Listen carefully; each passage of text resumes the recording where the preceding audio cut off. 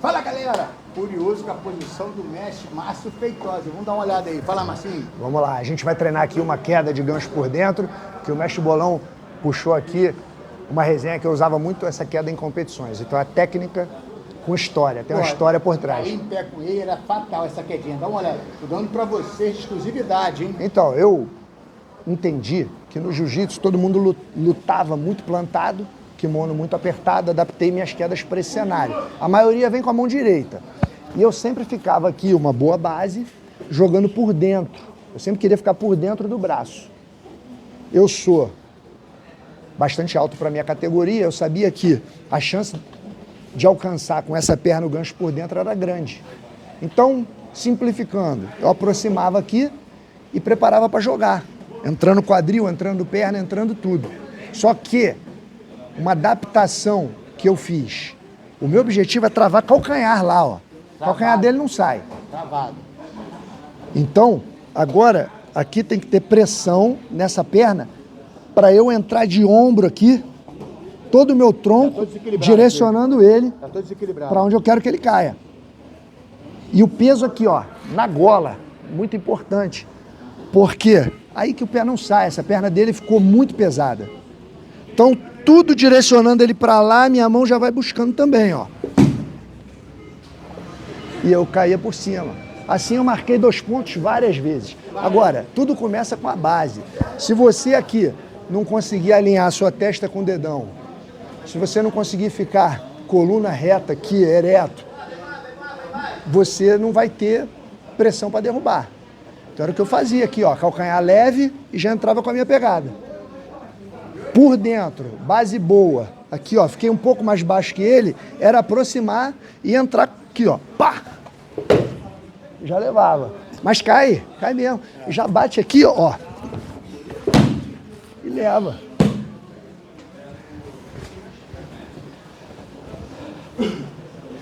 Show. É isso aí, galera. Pô, essa quedinha bateu mesmo, hein? Bateu de coco. Márcio Feitosa, dispensa apresentações. Siga o nosso canal. Fala aí, Marcinho. Tamo junto, mestre Bolão. Isso. Valeu. Boa. Fala, galera, celebridade, porra. Não precisa apresentações. Márcio Feitosa, Internacional, Rainer Sumitio, porra, tijolinho. Falamos lá embaixo, vai ter a parte 2, né? Fala no microfone, isso aqui pega tudo, porra. Vai falar mais alto, o cara ali fazendo mala mais alto. Isso vai ser parte da engraçada do vídeo. Então, fizemos a parte 1, lá embaixo, muito legal no café.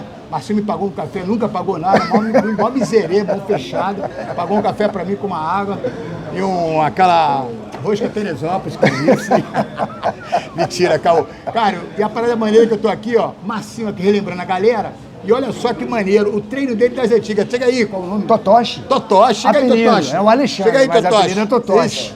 Senta aí, Totoshi, bota aqui Derrubava você. muito no Taiotoshi. Aí já virou nome, Totoshi. Puxa agora, Marcinho, ele puxava teu treino, né? Sim, o Totoshi sempre teve uma base muito forte, porque sempre gostou de treinar judô e jiu-jitsu. O apelido dele é Totoshi porque ele gostava muito de quedar no Taiotoshi. E a gente treinava muito.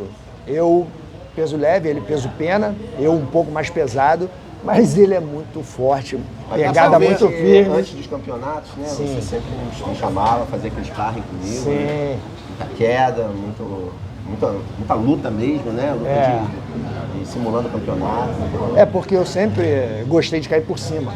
Então, é muito difícil raspar o Totoshi, é muito difícil quedar o Totoshi. Eu sempre busquei treinar com ele. Totoshi tem uma antes base das de competições. judô, né, Totoshi? Muito forte. Ah, então por isso que a tua base era muito boa. Sim. E a gente treinava muito.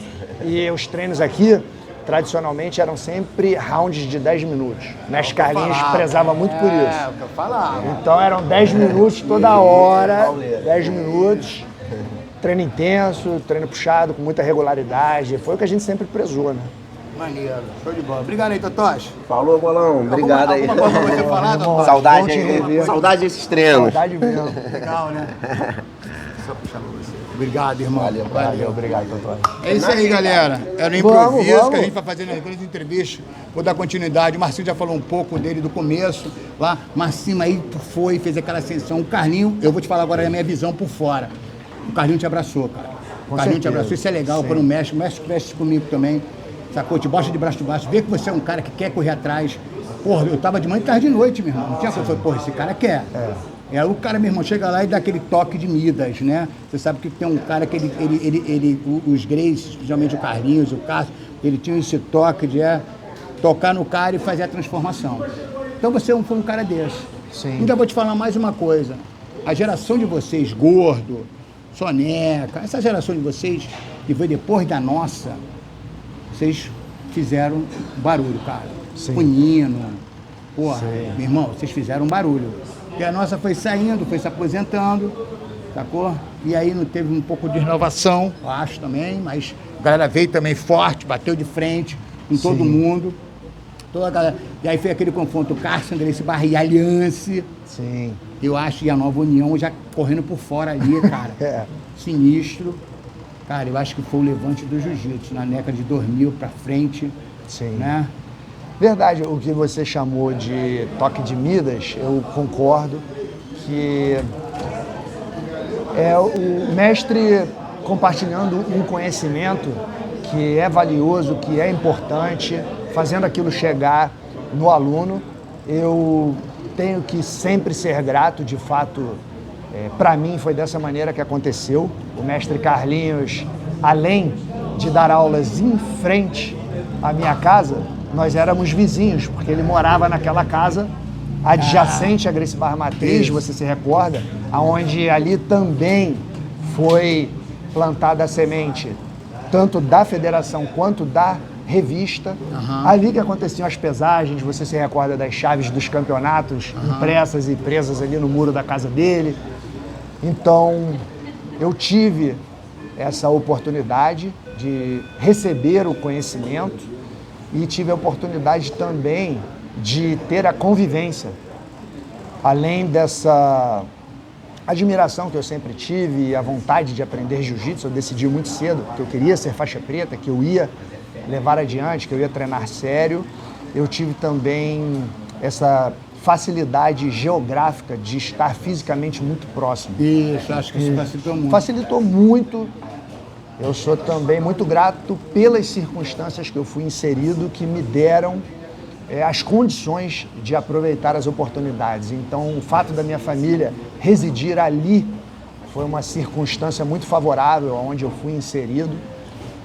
Então, até hoje, eu carrego comigo essa gratidão, dessa boa orientação que eu tive e, como você chamou, né, o toque de Midas. Toque de Midas. O Carson e o Carlinhos tinham essa coisa de... Vocês fizeram uma grande equipe, cara. Uma coisa que eu perguntei pro Draculino, pro Zé e pra todo mundo da Gracie Barra. Você imaginava que o jiu-jitsu ia ter essa proporção? Olha, desde que eu entrei no jiu-jitsu, o mestre Carlinhos sempre falou muito de futuro, de objetivos e de visão. Então, existia muito essa conversa de que um dia o jiu-jitsu iria ficar gigante. Já naquela época, ele e os professores diziam pra gente, olha, o jiu-jitsu é a arte marcial que mais cresce no mundo, eles sempre falaram isso. O mestre Carlinhos gostava de dizer, olha, um dia a equipe vai crescer, nós vamos ser uma família no mundo inteiro, a gente vai ajudar no desenvolvimento do jiu-jitsu. Então, sempre existiu essa conversa, essa orientação, esse olhar para o futuro. Hoje, analisando em retrospecto, eu imagino que ele pegou isso muito do pai dele, porque o pai dele, o Carlos Gracie, teve 22 filhos. Caramba, isso é verdade. E ele escolheu o mestre Carlinhos para colocar o nome dele. Então, o Júnior, o Carlos Gracie Júnior, eu imagino que isso teve uma intencionalidade, eu acho que ele de fato mentorou o mestre. E quando o mestre nasceu, o pai dele já tinha passado ali dos 50 anos de idade, já era ali casado e próximo e estabilizado com a mãe do mestre. Então o mestre teve anos e anos e anos de convivência. Eu imagino que foi daí que veio essa orientação de pensamento, de visão, de objetivos, que levou a esse desenvolvimento todo que a gente está vendo aí do trabalho dele. O trabalho dele teve um desdobramento. Ele é um mestre que conseguiu impactar muita gente nas diferentes frentes que ele se envolveu no jiu-jitsu. Entendi. Uma coisa que eu gosto muito de perguntar, um momento perrengue. Já teve um momento perrengue? Falei, caraca, perrengue. Qualquer coisa que você acha que, por exemplo, Shaolin se perdeu, ou perdeu lá no Japão, não sabia falar inglês, outros, entendeu? Cada um fez uma coisa engraçada. Quer dizer, um perrengue. Qual foi o teu perrengue que você já passou? Olha, momentos perrengues nós tivemos muitos. Tudo começou muito pequeno, não só pra gente, tenho certeza que para você também e para todos os mais antigos no jiu-jitsu. Foi um trabalho orgânico, foi um trabalho que começou muito simples, que precisou de muita paciência, constância, dedicação para crescer de passo em passo, degrau em degrau e chegar no patamar que chegou hoje. Então, por exemplo, na Gracie Barra Matriz, foi onde começou o nosso treino preparatório para o Mundial. O primeiro Mundial foi em 1996. E então vinham americanos, vinham europeus, vinham asiáticos, vinham australianos, pessoas do mundo inteiro vinham porque o mestre Carlinhos era uma referência, a Gracie Barra Matriz era uma referência e ali acontecia um grande encontro de todos os atletas e era montada a nossa equipe que ia disputar o evento. Mas aí o telhado era furado, chovia dentro do tatame, alagava. Eu falo isso, não acredito, não tinha vento, não tinha ar-condicionado. Zero. Zero. Os baldes ficavam ali no treino, embaixo das goteiras, e a galera ficava em pé para trocar, escorregava. Então, era um perrengue bom de viver. Maneiro, né? Isso sempre foi estímulo, são memórias que até hoje trazem muita satisfação, onde a gente treinava duro, independente das circunstâncias, e a meta era tão clara, a gente queria tanto a vitória que aquilo jamais foi empecilho, era desafio que a gente abraçava. Então esse foi um momento perrengue que veio, assim, instantâneo, quando você perguntou, né? Depois do momento perrengue, eu costumo perguntar um momento engraçado, aquela coisa que foi, porra, tu nunca mais esquece. Irmão, vocês tinham várias histórias. Cara, o momento engraçado aconteceu com você, porque uma das primeiras vezes que a gente se reencontrou, eu te vi lá na Smart, a gente começou a trocar ideia sobre jiu-jitsu, eu falei, pô, Bolão, o mestre Carlinhos falava mesmo que tu tinha uma guarda-laço, e naquela época eu tenho uma memória que a guarda-laço estava sendo divulgada, a gente não tinha muito entendimento, aí tu ficou me olhando e falou assim, mas eu não fazia muita laço não. Não, eu deixava solto o braço, né? Aquela minha bolonhazinha, deixava solto o braço. Irado. Mas é verdade, é verdade. Mas você era uma referência de guarda muito forte, era uma guarda que a gente observava, que a gente olhava. Eu peguei mais os seus alunos competindo.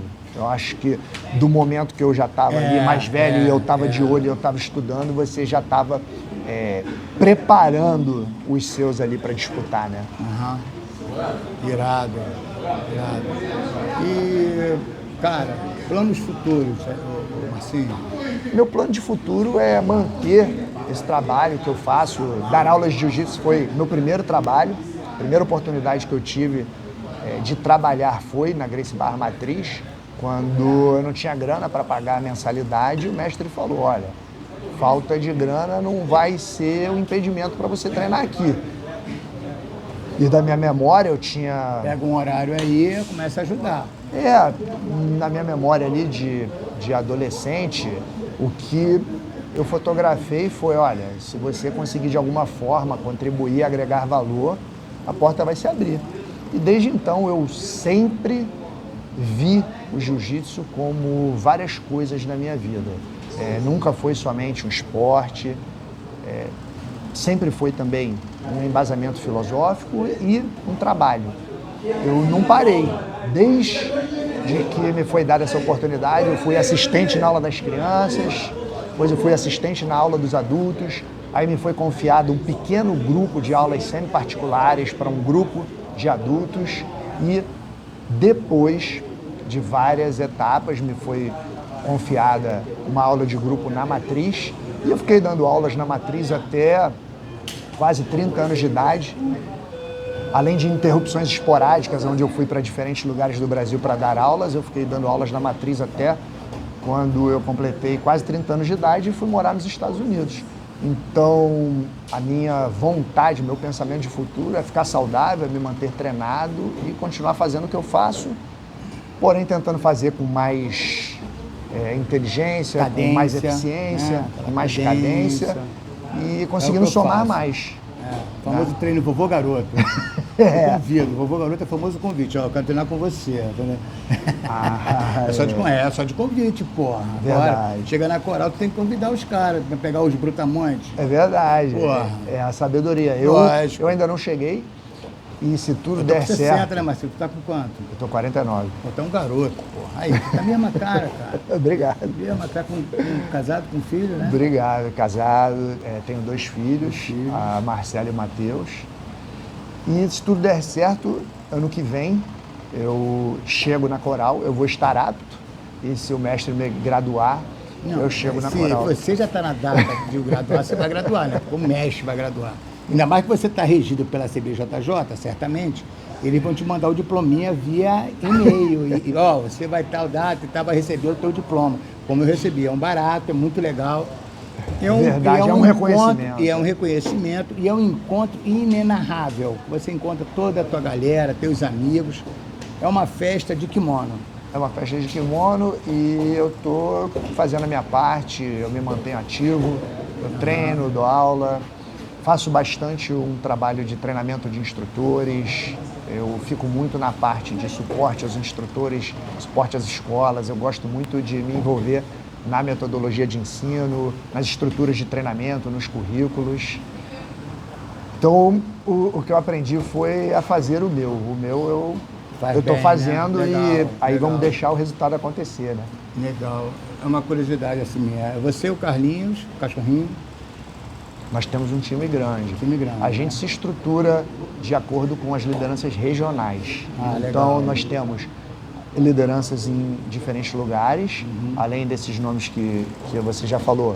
Tem o Marco Joca, ele é uma liderança muito forte. Temos o Marcelo Rezende, o Braulio Estima, o Vitor Estima, temos o Nau Takigawa, temos o Jefferson Moura, o Vinícius Draculino, o Fábio Costa, o Roberto Tussa. O Draculino foi um barato, né, bicho? O Draculino é um ícone do jiu-jitsu, da Gracie Barra. Nossa Senhora. Eu tentei, assim, lembrar os nomes dos que exercem as lideranças regionais. Claro. E faltou nome, o professor Felipe Della Mônica. Eu, com certeza, deixei de mencionar muito mais nomes do que lembrei.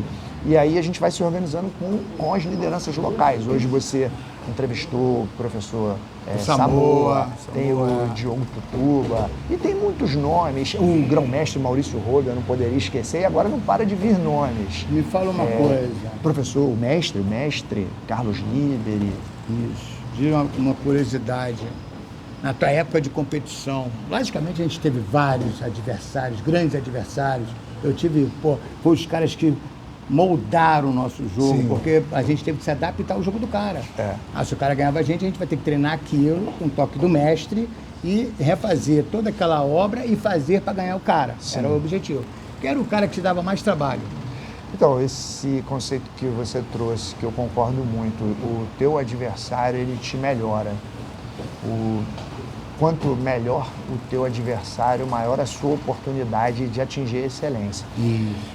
Eu recebia uma orientação de que o mestre Carlinhos prezava muito pela constância de resultado. O treinamento era orientado da maneira que eu interpretei, no sentido de que chegar lá era quase que um pré-requisito.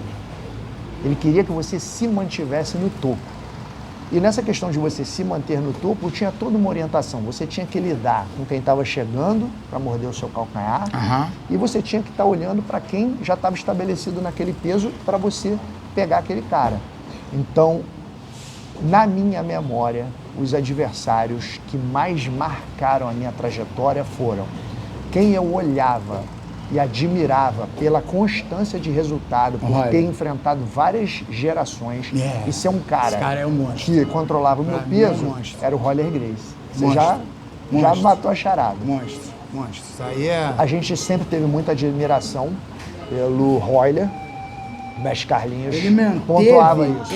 Eu diria no futebol, ele seria o Thiago Silva agora. Ele manteve com a idade o alto rendimento. Eu falei, nossa, na luta, meu irmão. E se colocando à prova, e lutando com uma geração muito mais jovem. Isso. E a gente admirava muito isso. E dos que estavam chegando, o Leonardo Vieira e o Vitor Shaolin foram os dois que eu enfrentei mais vezes. Eu lutei 6 vezes com um, 5 vezes com o outro. Primeira vez que eu lutei com o Leozinho, eu era preto, ele era marrom. Então eles... eu sou mais velho que eles. Eu tô mais ou menos entre... Campeonato preto e marrom? Era junto, né? O brasileiro de equipes. Então... Caraca, hein? Foi minha primeira luta com ele. Foi?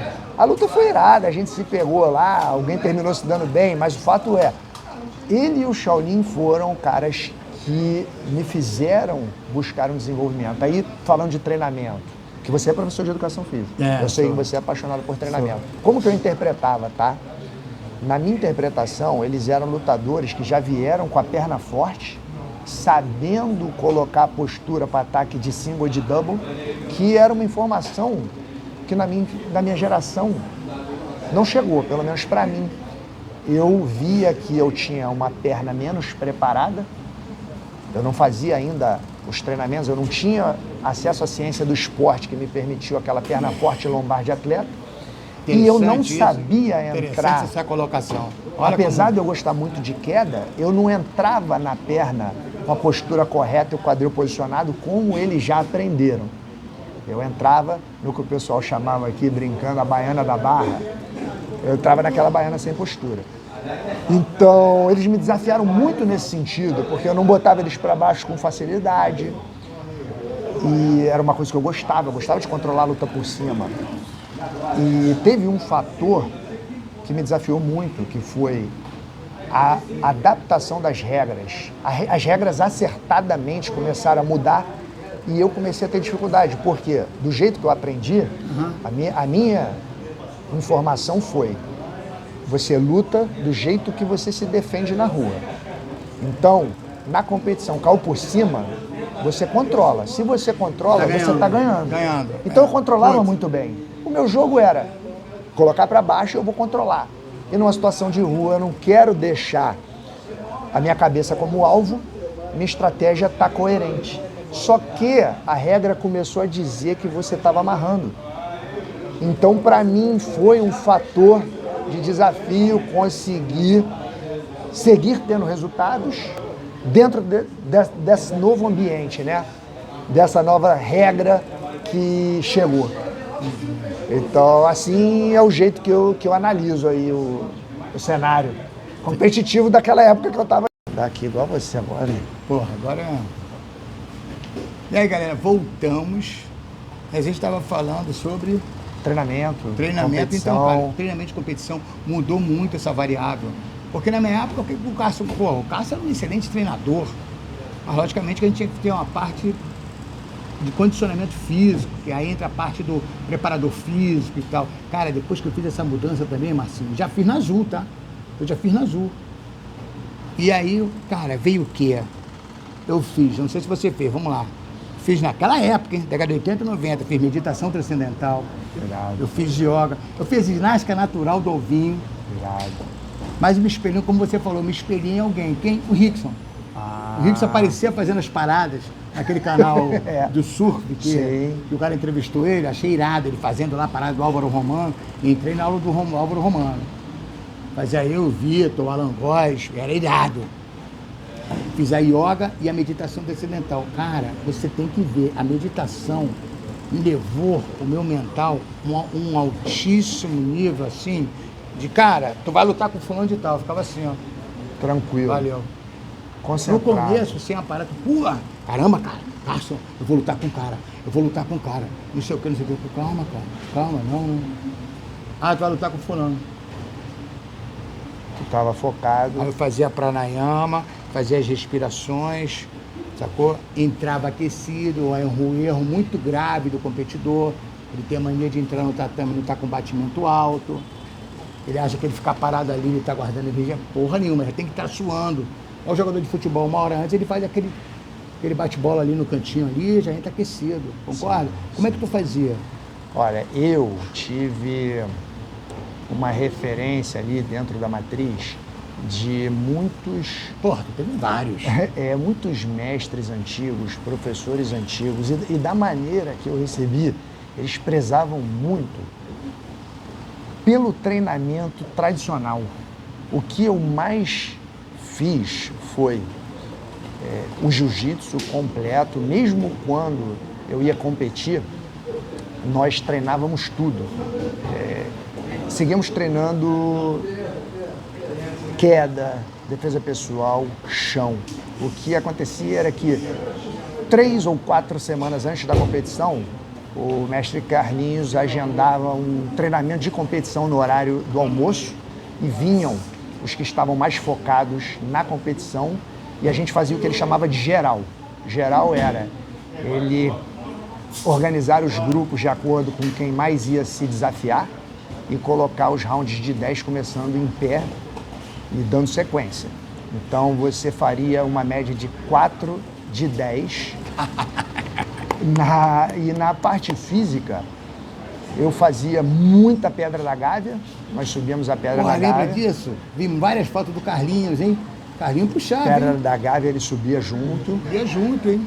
Fazia muita pedra da Gávea, e como eu morava ali muito perto da praia, às vezes antes do treino da manhã, eu já ia para a praia e fazia corrida, fazia natação, fazia barra, fazia paralela e a musculação básica. Então o meu treino foi, de certa forma, mais tradicional e menos abrangente do que isso que você descreveu. Gerou um desdobramento bom por um lado e algumas deficiências por outro, como eu falei, da perna não tão forte quanto a da nova geração e algumas outras informações, como as entradas ali de single e de double, que eu não peguei cedo ali, essas informações de postura, de posicionamento de quadril, como essas novas gerações já pegou.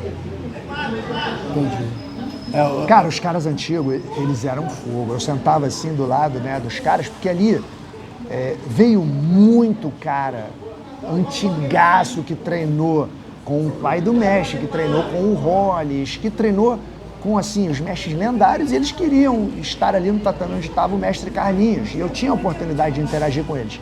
E às vezes eu treinava, ali um round de 10, eu passava a guarda do cara 5 vezes. E a gente sentava assim na parede, eu tava aqui pensando, pô, eu tô gigante, passei 5, naquela época passava ali a 2. Eu calculava, né, 10. Eu tô bem pro campeonato. Aí ele puxava um assunto assim comigo, falava, Marcinho, vou te falar uma coisa, teu jiu-jitsu tá fraco. Aí eu falava, mas como que meu jiu-jitsu tá fraco, cara? Eu passei tua guarda 5 vezes, tu não fez nada. Ele falava, ué, mas se eu cair do teu lado uma vez, tu bate. Eles só prezavam pela finalização. E eles falavam, você do meu lado 5 vezes, eu não me vi em perigo uma vez. Ameaçando. Não ameaçava, se fosse uma situação de defesa pessoal, tu não tocava na minha cabeça, tu não tocava no meu rosto, tu não ia me causar um prejuízo. Então, eu tive muita influência dessa abordagem tradicional, desse jiu-jitsu completo. Então, foi natural que eu segui treinando desse jeito. Pô, meu treino era um peixotinho, rosado, pingudo. Pô, só lendário, só... Eu vejo em vídeos, né? Eu conheço eles pelos vídeos que eu vejo das lutas. Que são os mestres aí que, como você falou no início, pavimentaram muita coisa pra gente. Muita coisa pra gente, deixaram esse know-how, sacou? E a gente mastigou e fez de outra forma, entendeu? Uma coisa mais light, que hoje em dia é saúde pra galera. A gente tem 2 modelos agora de jiu-jitsu, fora o de competição, fora o de defesa pessoal, não, fora o de defesa pessoal, fora o jiu-jitsu esportivo e o no-gi, a gente tem um jiu-jitsu agora saúde. A rapaziada que vem, quer curtir o jiu-jitsu, quer fazer a coisa, sabe? Além de ter esses 3 modelos, quer esse cara, tem um aluno agora de 70 anos. Interessante isso que você falou, porque você tocou num ponto que é muito presente aqui no nosso trabalho, é um ponto que a gente preza muito, que é pensar e também transmitir para os alunos que os mestres do passado, eles tinham muito foco na questão saúde. Então, se você estudar os ensinamentos do Carlos Gracie, do Hélio Gracie, você vai entender que jiu-jitsu é saúde e que você deve estar sempre analisando se o seu próximo passo vai te deixar mais saudável ou vai te afastar da questão saúde. Se for te afastar, não faça. Então, eu também cresci dentro dessa orientação. Até hoje eu levo uma vida regrada, eu me alimento bem, o meu horário de sono eu prezo, a minha rotina matinal eu prezo. Eu treino de uma maneira que o meu corpo não vá ficar comprometido no longo prazo. Exaurido. O meu objetivo maior é fazer o que eu vejo nos vídeos do Carlos Gracie, do Hélio Gracie e o mestre Carlinhos, até hoje, que tem 69 anos, segue treinando duro, ele faz sparring duro, com muita regularidade. É o meu objetivo aí de futuro. Então, você tocou num ponto central, que o jiu-jitsu é saúde, tem que ser, foi o que passaram pra gente, e a gente tem que prezar por isso, né? É isso aí. É isso aí, galera. Essa foi a parte 1 do Márcio Feitosa. Em breve teremos a parte 2, que o cara tem muito conteúdo, muita história pra contar. Isso aqui, porra, isso é só um dente. Entendeu? Agora vamos fazer a nossa parte técnica, que eu tô curioso da parte técnica dele, que ele vai mostrar pra vocês. Uma honra. Obrigado, mestre. Fala um pouquinho agora pra galera aí, vir no canal aí, visitar. Sim, o Mestre Bolão é uma referência, um ícone do jiu-jitsu.